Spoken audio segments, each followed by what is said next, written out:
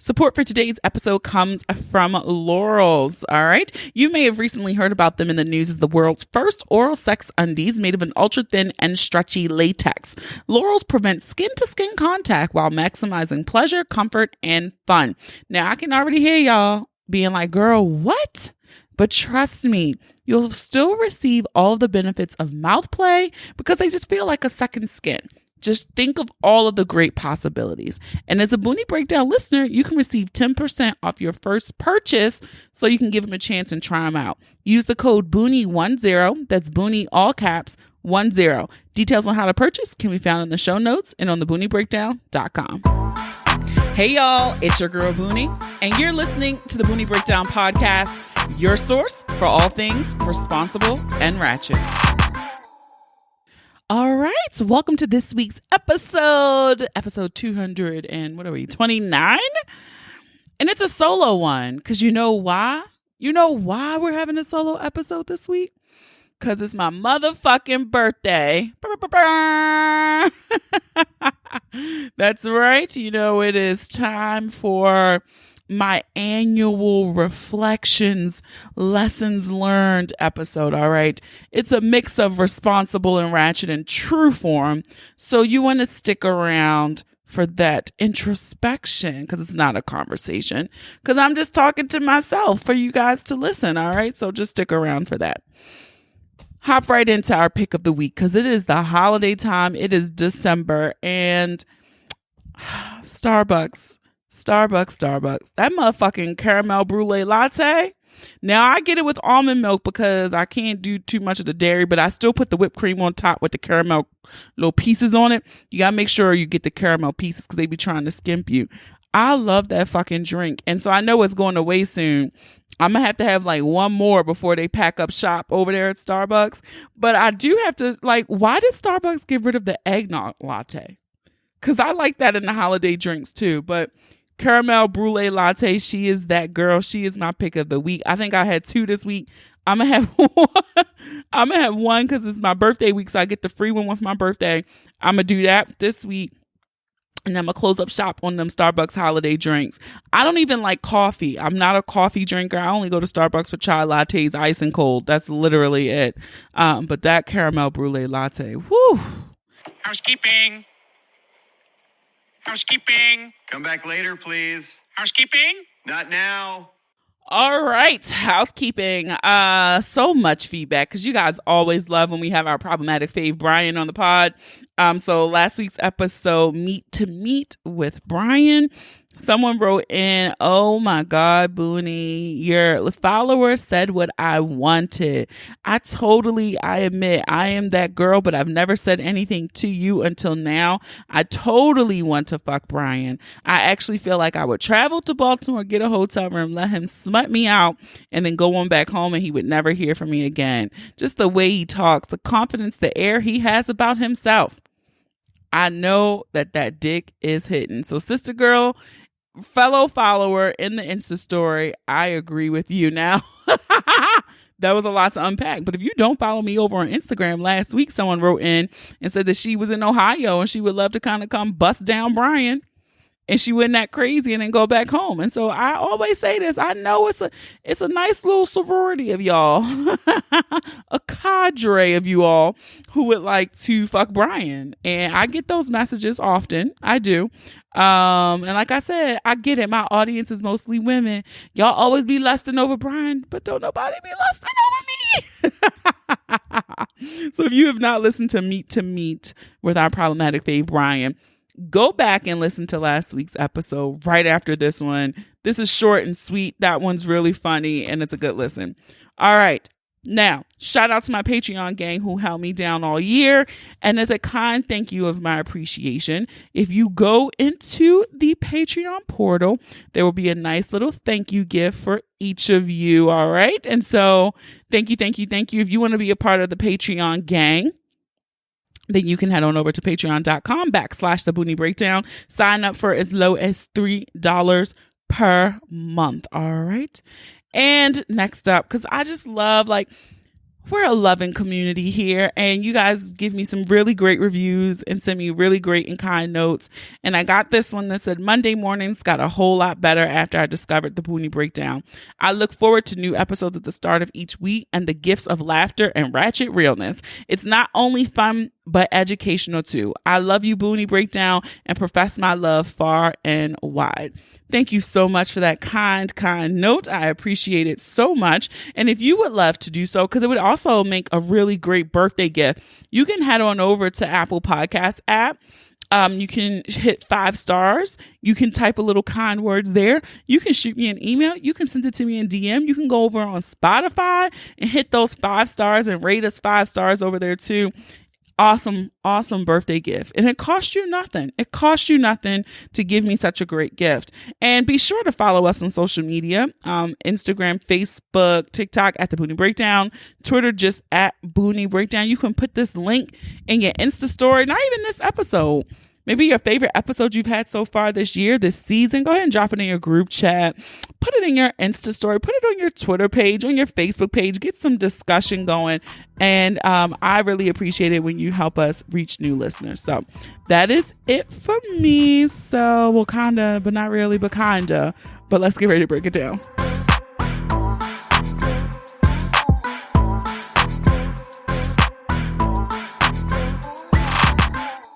All right. And so it's motherfucking SAG season. My birthday has finally arrived. It is now time to celebrate me, to have my own personal new year, to turn fucking 38. I'm excited. It's funny, I don't have any real plans. I'm not doing anything formal or a large gathering. I don't know. I feel like it's been that way for me the last couple years. I think the pandemic has really kind of took the wind out of my sails when it comes to planning all that shit. And I just realized, like, I just don't fucking feel like doing it. It's become not a hassle, but it's just like, I mean, the things I really would like I think I'm at the point now, like, oh, this is when it would be nice to be coupled, because then a nigga could just plan all this shit and I don't have to like really put thought into it, right? Because like he could just give me a bomb dick, bomb gift, bomb trip, birthday solved. So I really need to try to put those wheels in motion to have a nigga next go round, at least by 40. I gotta have somebody in place by 40, y'all, because somebody gotta be doing some tricking off on me on my birthday, because I'm tired. All right. I'm sick of being lonely. No, I'm not lonely. Far from lonely, but that's the song that popped in my mind. So yes, your girl is turning 38. So we're coming down the slopes into 40, which I'm so excited, because I think that was the thing. You always hear people like 20s are your time to fuck up. Your 30s are your times to refine it. And I do feel like your 20s are just full of fucking chaos, just all around chaos. I feel like 30 is the 30s are your fine tuning, the refinement of who you are, what the fuck you're willing to put up with, what the fuck you're willing to deal with. And as I look at 40 and I see it's right there around the bend, I do feel like there's been some refinement of who I am and what I want in life. And so it's just all so exciting and a blessing, because also some people did not make it here. And so never take that part for granted as well. And so I was just looking back. I think I've expressed this in other episodes when I do my birthday episode, things that I've expressed for me. What I really do enjoy about having a December birthday is to have your own personal new year aligned with the calendar new year. It really just fits into the scope of just how we flow naturally in the year, and how we start to slow down in December and be a little gluttonous and cheerful, and holiday parties. It's all just a very fun, exciting time. And I get why they put the holidays in December, because it's dark as shit at 1:30 p.m. So you need something to look forward to. The sparkle, getting dressed, having the Christmas trees, wrapping the presents, all that stuff is it adds some cheer for most people, right? Understanding that the holidays are hard for some, but for most people, it does have it does add a little spark of life to these otherwise dreary cold months. And so yes, it's fucking December. And just one note before I hop all the way into this, I did go with a black Christmas tree. I probably will share a picture. I feel like I can do that. But it took a while. The tree is not complete because I did spend, y'all know your girl. Now I got some expensive taste. I don't always indulge it, but I did spend some money on getting a whole new ornaments. All the ornaments I had before, I didn't want to do on this black Christmas tree. So I did the black. I have black matte balls and black shiny balls and black glitter balls and silver glitter balls. And then my friend is like, oh, we got to get, I was like, it's missing something. I need some different shapes.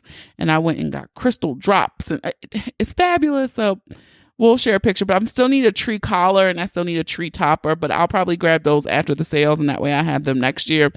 But I do dig the black fake ass Christmas tree, despite whatever KG said. But I started doing some of the work, reflecting back on 37, reflecting back on 2022. A lot of good shit happened. Continued to decorate my home. We did 3 amazing bomb-ass live shows. I did my first live show where it was streamed. I did a fucking show in New York City. Something I never imagined, something that was never on a bucket list or a vision board for me per se. But that was really a highlight, that New York show for me, and in so many ways. So we did those 3 shows. On the work front, I got a promotion. I won an award for Team of the Year. And so lots of good shit. There were some lows as well. Some family shit that,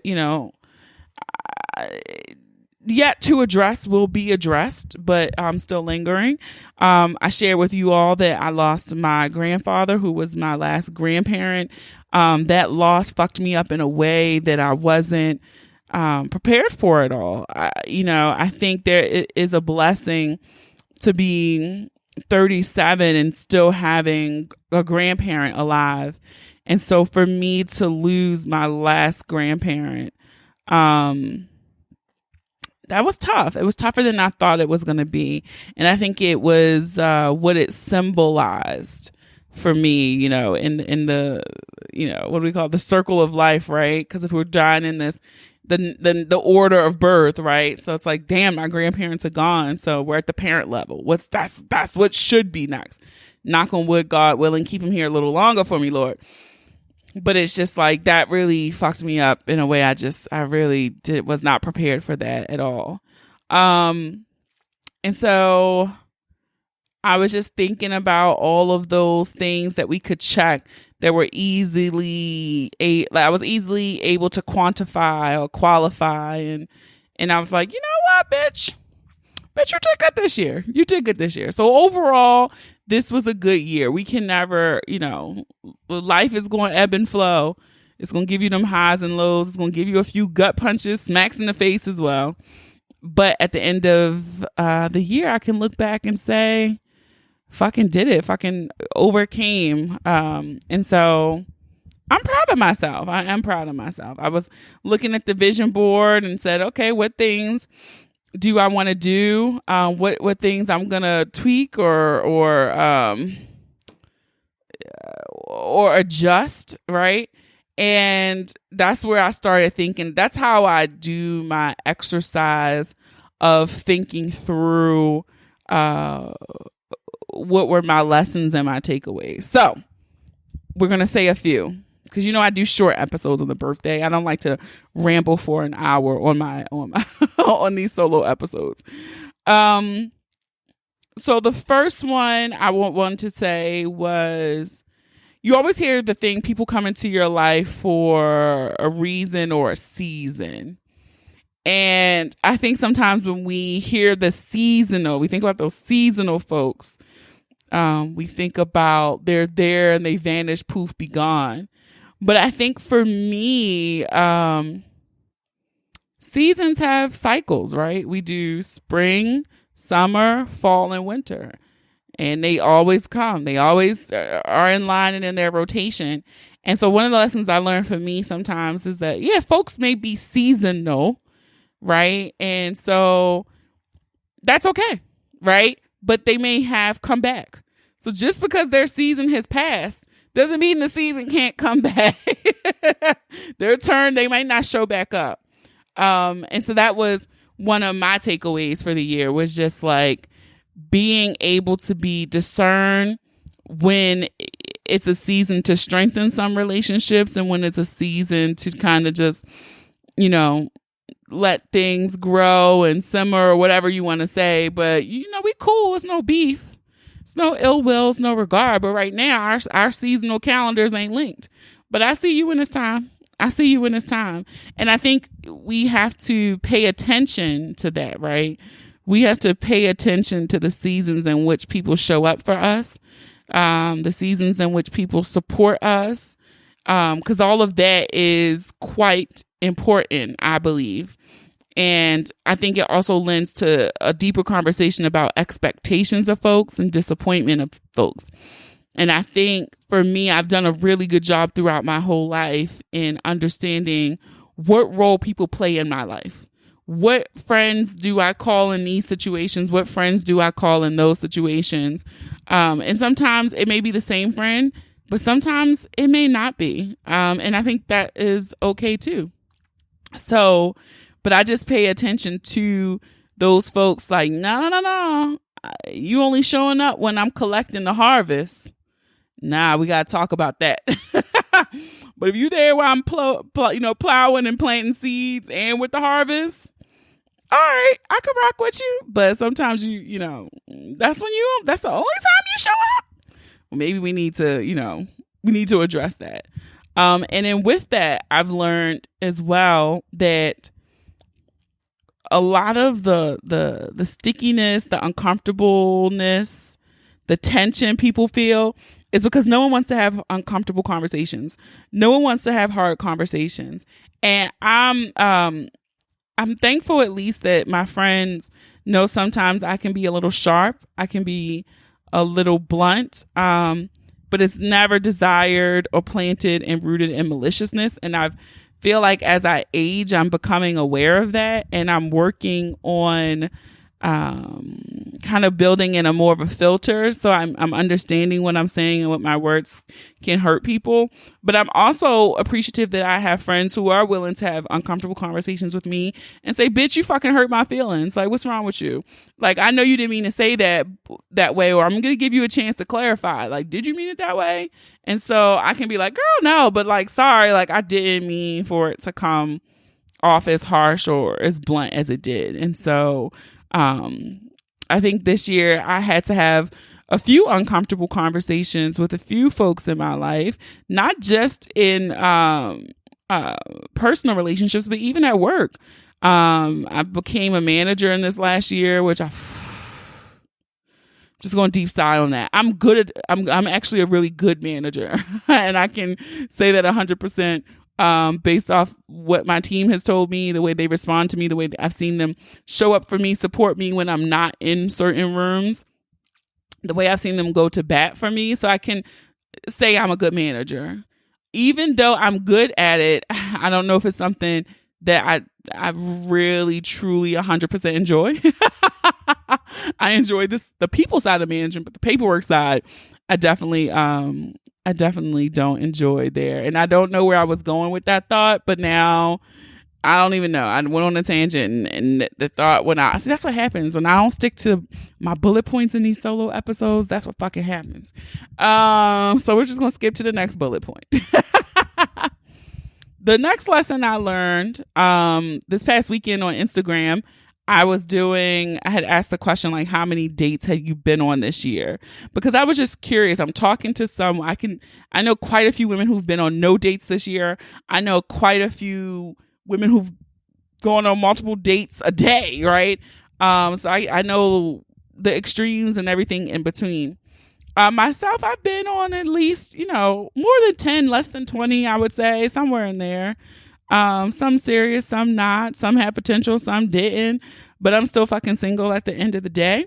So after saying all of that, I will say one piece of life lesson I learned this year was that if he kisses you bad, don't fuck him.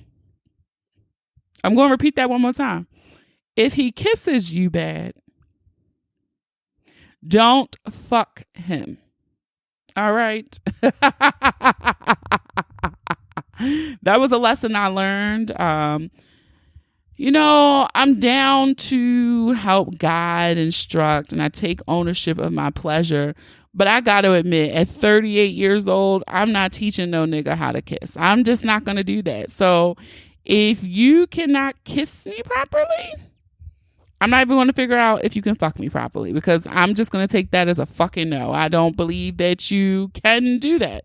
I'm not sure why you can't. I think there's some classes on how to kiss, but ladies, listen, let me know if you agree.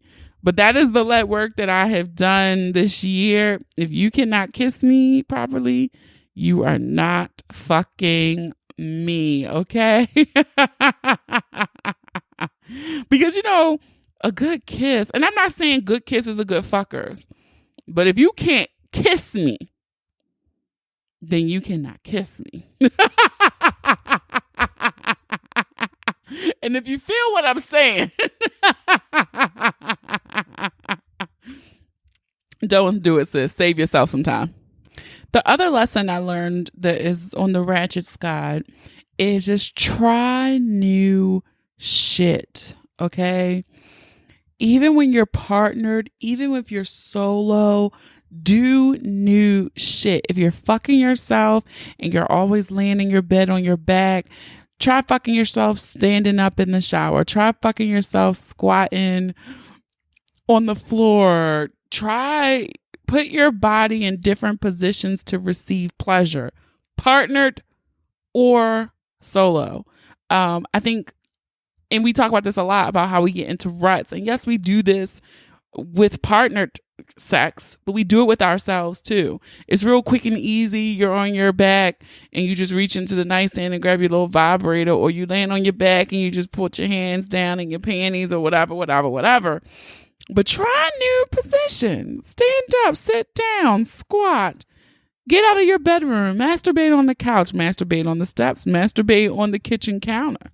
Just clean up after yourself. But just put yourself in a position to try new things. Because I think, I joke about this a lot. It's just like, and not even joke, but it's like, it is a fact. The older we get, the more stuck in your routine and your rut you get, right? And so this is what I like to do. So maybe now when you're fucking yourself, do a cowgirl. Do a hip bridge. And I think one of the things too, and I'm saying this while I'm saying this, is because it kind of trains you and your body, your spirit, and your mind on how you want to be treated, how you want to receive pleasure, how you want to be received. And so don't just wear lingerie for your partner. Put that shit on a lazy Sunday and you just on the couch watching Netflix. Be naked in your silk robe. Don't be in the sweatpants and the sweatshirt. Do it for you, right? Because then that's how you'll be accustomed to receiving it, right? It's kind of like, when they say you're manifesting that shit, you're manifesting how you want to be treated and received. Take yourself out on a date. That's a new position. I was that person who had never gone to a restaurant by themselves until this year. Or was it late last year? But very recently, within the last 18 months, I want to say it was this year maybe, I would go by myself, something I would never do before. And so I think, you never know who you meet sitting at the bar. You might meet somebody. That's what happened to me. Now, that's a story for another time, the person I met at the bar. But do it. Do it. And I think that was another big lesson for me is I was noticing these ruts that I was getting into. Let's spice it up. Let's change it up. And another lesson I learned, be careful where you make sure your lubes are labeled. Make sure you can distinguish between your lubes. Make sure that, because y'all know I got a ratchet nightstand and I got a responsible nightstand. And in my ratchet nightstand, baby, I ain't had that flavored lube was in the same kind of bottle. So in the dark, old boy just grabbed the flavored squirt, squirt, squirt. And it was not fun the days following our rendezvous. So make sure you can easily distinguish between your bottles of lube. All right. Another big one, and this is my last one before we bring it on home and wrap this shit up. The biggest one for me was also I was willing to see what I was I was more able to see what I'm willing to do for money. Yes, I want money. Yes, I want to be rich. Yes, I want to be comfortable. I don't need to be Bezos rich. I don't even need to fucking be Jay-Z rich, right? A little couple million. And when I'm saying rich, I'm thinking of it in terms of freedom. I would like to have enough money that I can be like, you know what? I'm only working 5 months out the year, right? Like I may still need to work because I need them good benefits. But I just want the freedom that money allows you to have. And so I was able to see this year some of the lines in the sand of what I was willing to do for money. I've spent years, put all of my time, effort, and energy into building this platform, into building this brand.